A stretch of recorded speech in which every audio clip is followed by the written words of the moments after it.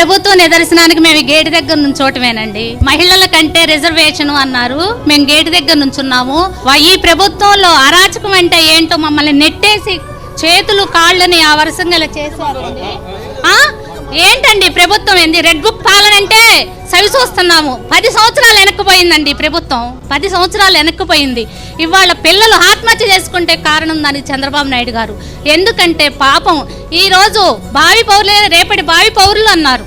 ఏందండి పిల్లల జీవితాలను అణిచివేస్తున్నారండి. వాళ్ళకి ఫీజులు కట్టకుండా వాళ్ళ ఆత్మహత్య చేసుకోవడానికి వాళ్ళు మానసికంగా దెబ్బతింటున్నారు.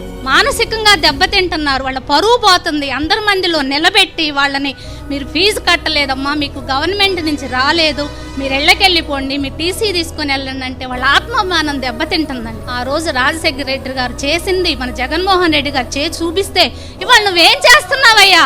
ఏం చేస్తున్నావు? ప్రజలకి ఏ ఒక్కరికి చేసావు? ఎవరికి న్యాయం చేసావు? నీ 10 నెలల పాలనలో ఎవరు న్యాయంగా బతకగలుగుతున్నారో చెప్పండి.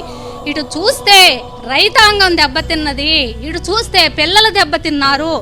ఏ పాలన చూసినా నీది ఒక్క రాజధాని అని వరవీగుతున్నావు. రాజధాని రేపు వీళ్ళ శవాల మీద కట్టుకొని ఏం చేస్తావు? వీళ్ళందరూ బాగుంటేనే మన రాష్ట్రం బాగుంటుందని ఆలోచన చేసిన ఏకైక ముఖ్యమంత్రి మన జగన్మోహన్ రెడ్డి గారు. ఆయన అమ్మఒడైతే ప్రతి మహిళలకే ఉన్నతంగా ఇచ్చి మహిళలనే ఇచ్చేశారు. అలాంటి జగన్మోహన్ రెడ్డి గారి పాలన వదిలి మీ మాయ మాటలను నమ్మి మీకు ఓట్లు వేస్తే వాళ్ళని రోడ్డు పాలు చేస్తున్నావయ్యా. నీ ప్రభుత్వం ఇదయ్యా, నీ ఘనకార్యం ఇదయ్యా. ఇంకా చెప్పుకోవాలంటే ఇంకా నీ 5 ఏళ్ల పాలనలో మేమందరం శవాలుగా కనపడదాము. ఇదేనయ్యా నీకు చెప్పుకునేది.